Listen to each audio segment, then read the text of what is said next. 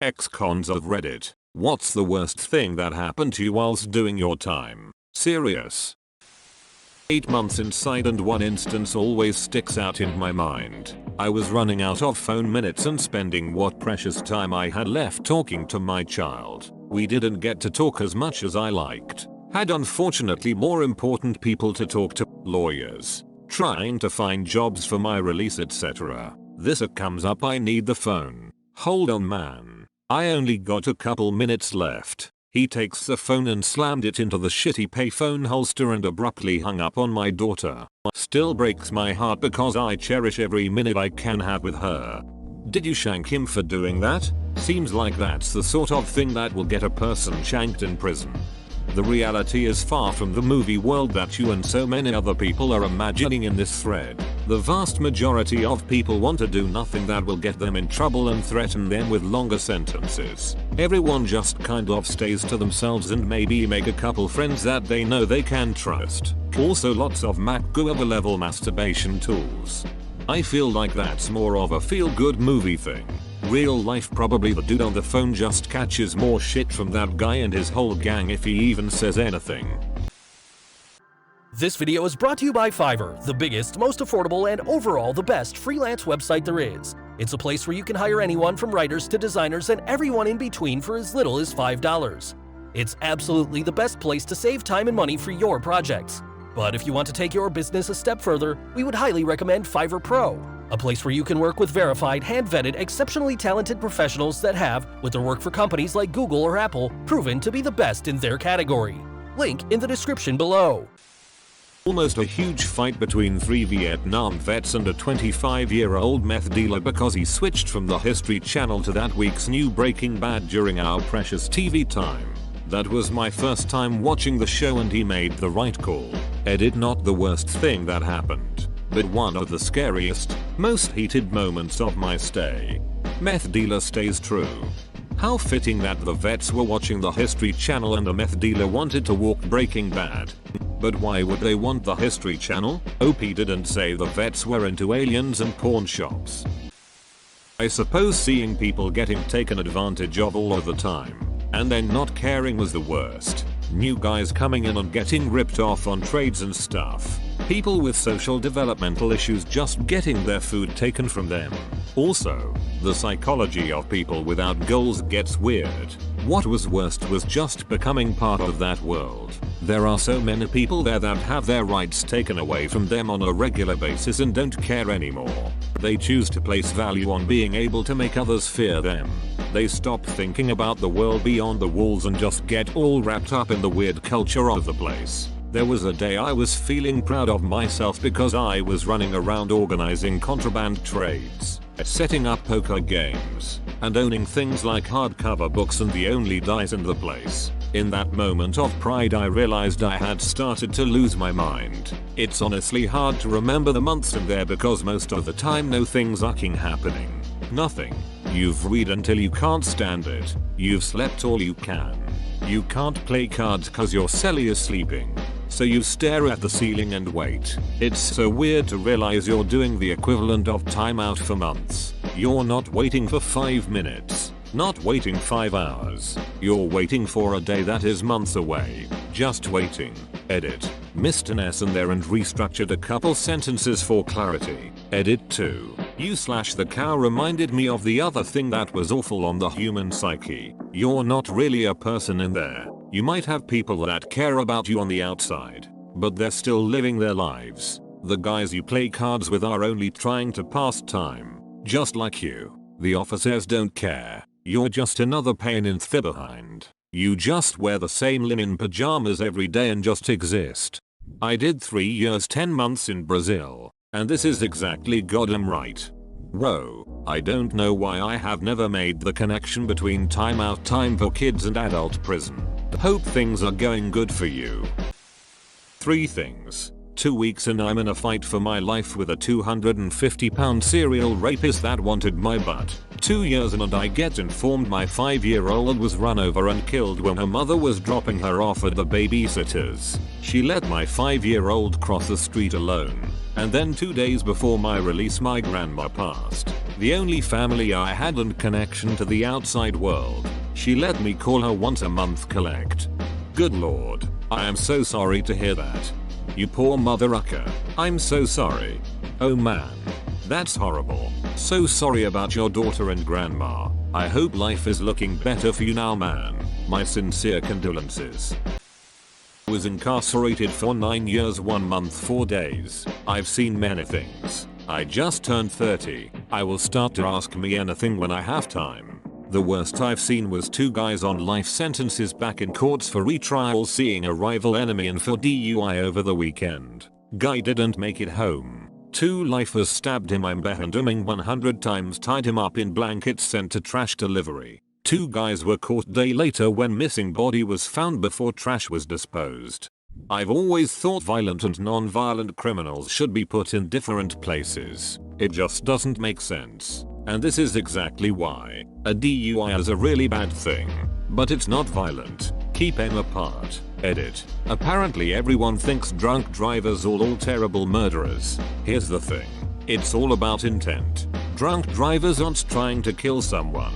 Yes, they're doing something stupid. Yes, they're doing something very dangerous. Yes, sometimes they do kill someone. But that doesn't make them violent. They aren't trying to hurt someone. The intent makes all the difference in this case. People who intend to hurt someone are, potentially, very different than people who accidentally hurt someone. The mindset is entirely different. There's a lot of things that I think should be changed in prisons after reading this thread. Sometimes I thought the guards should be the ones in cells. That's the problem with lifers. Nothing to lose. Did 3 weeks in county for basically being at the wrong place at the wrong time. I had just turned 18 and had never been in trouble, not even in school.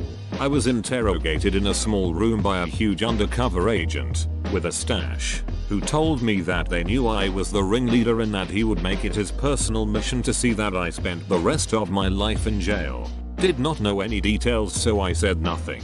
When I was put in a cell, my cellmate was a 6'2" bald Mexican gangster guy, and every night he would loudly masturbate while I clinched my thin bedsheets in fear, not sleeping until I knew for sure I no longer heard him. I was released for lack of evidence. Good times.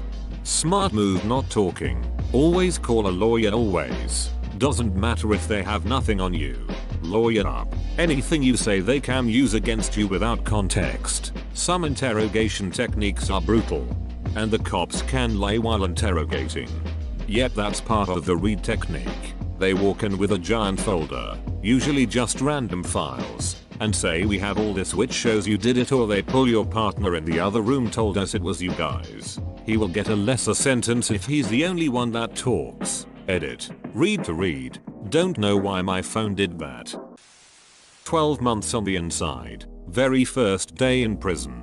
Very first day. I was in line for supper and this big guy comes up behind me, squeezes my behind and whispers in my ear, "Are your panties wet?" Scared shitless I turned around.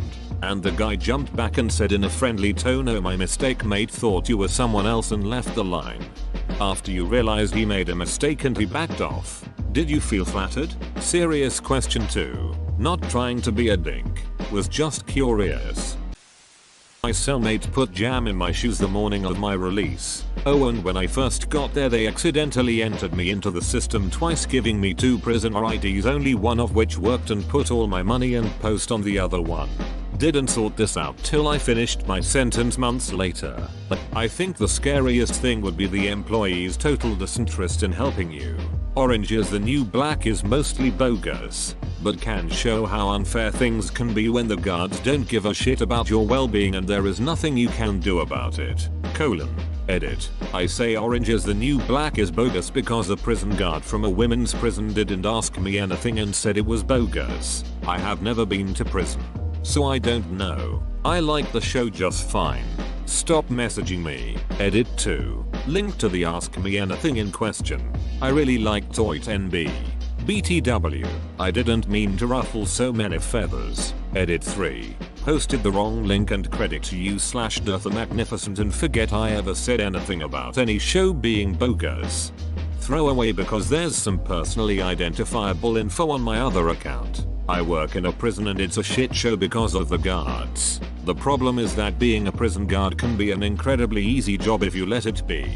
You can get away with doing absolutely nothing every day for 50 years if you play it right. So most of them don't give a fuck and will take the easiest route every time. It probably won't surprise you that being a prison guard often doesn't attract the smartest, most well-meaning candidates. There's a ton of idiots who probably would have been on the other side of the bars if they'd made a slightly different choice in their youth. There are some nice ones, but they're swimming against the tide, in my experience. Yeah, it was pretty shit. I often wonder if they do little things like this to people depending on their crimes. My crimes all centered around a blatant disregard for any authority figures at the time. Fucking BCH. I hope she dies a horrible death. I was hoping the story would end with him snapping and beating her to death. No, she probably sits on her behind all day torturing inmates and being racist. She is probably living a prosperous life. I bet she is old as fuck and has grandchildren. Her neighbors love her and admire her. Did 7 in Pennsylvania State Prison. Saw a guy who was accidentally cleared by psych to be in general population go out to yard and try to cut his own head off with the razor wire. It was morning yard, not a lot of people out, and he sprinted toward the fence as soon as he got out there. We all thought, oh shit, we've never seen someone try to get over these forests of razor wire. But then this sucker turns around with his back right up against the fence. Cops coming from 3 directions yelling into their radios, and he loops a circle of razor wire around his neck and starts sawing. A fucking waterfall of blood. Cops froze. Everyone froze. That shit was really unexpected. They told us he lived, but fuck me if I know how. Edit. Since you're asking, it happened at C. Somerset, down in the lower yard. Yes, most of the razor wire is up top on the fence, but there's a single run about 8 feet up the face of the fence. Maybe to just discourage you from testing out the rest of it. He found this one section in the corner of the yard, where the fence makes a bend, where that run was sagging down enough he could reach up and grab it. I always thought the pain reflex of holding onto fucking razor wire would have made him stop, but nope. The craziest part is that prison can be months and months of literally the same thing over and over and over, like everything's painted the same color. Then that guy over there is trying to cut his head off. Oh wait, huh, like that. And prison doctors fucking suck so hard. Probably gave him ibuprofen and sent him on to the hospital. Semicolon, he did it cause he was crazy. My family came to visit me on Christmas Day the first year I was in. I was so ashamed that I had a little breakdown the next day and punched the cinder block wall inside my cell. One of the guards invited me to come talk to him. I made the mistake of thinking he was a friend and was talking about the meaning of life and why things happened. He decided he thought I was suicidal, which I wasn't. The next day I was shipped off to a maximum security prison in the Upper Peninsula of Michigan. Stripped down naked and given a Kevlar smock to wear. They keep the temperature down at 60 degrees, which means that you have to stay huddled in a corner to conserve body heat. Because this was observation, I wasn't allowed to have anything. Nothing to read, watch, etc. Naked and cold for an entire week. If you'd like to see what this is like, turn your thermostat down. Then take all your clothes off and sleep on the floor of your bathroom with the light on for 6 days straight. No showering either. Wasn't offered a chance to clean myself. That's how I spent New Year's 2007. Observation is not some kind of psychological treatment. It's punishment and mental torture. Sleeping and singing to yourself is all you can do. Too cold to do anything else. Fucking brutal. Now I try to go out of the country for New Year's Eve every year. What the fuck? Are they trying to stop people from committing or help them along? Probably helping them along. Even in mental facilities they care less about fixing a problem than removing it for the allotted time. I can only imagine it's worse in prison. Most mental facilities are a fucking joke. Want a really good example? Don't watch, it's kind of a funny story. First day I was behind into a new unit after being sentenced. DUI. 90 days. I got put in a 5-man cell. It wasn't my first time locked up and had been in the jail a few weeks, so I wasn't too nervous. The guys were cool to me all evening. All 4 had done time before in much worse prisons. They were all playing cards and I didn't know the game, so I sat on my bunk reading. They started off saying weird cryptic gay stuff, random stuff regarding Vaseline and who was cute on the block, etc. It ramps up over the course of an hour. Then they start playing strip poker. Meanwhile, I've been hearing every word they say and studiously ignoring it. They got bored of being subtle and began saying awful stuff about tucking each other in the behind. I ignore everything, while secretly getting scared shitless they're going to do something to me. Eventually all four got up, shirtless, and they trapped me on my top bunk and started grabbing at me. I yelled what the yuck, and they collapsed in laughter and spent the next 48 hours telling everyone who'd listen. Too long didn't read. New guy in 5-man cell. They pretend they're gonna gang rape me. That reads pretty funny, but I can't imagine how terrifying it must have been. Like, you read all the stories about it and then it's happening right next to you. How was it after that?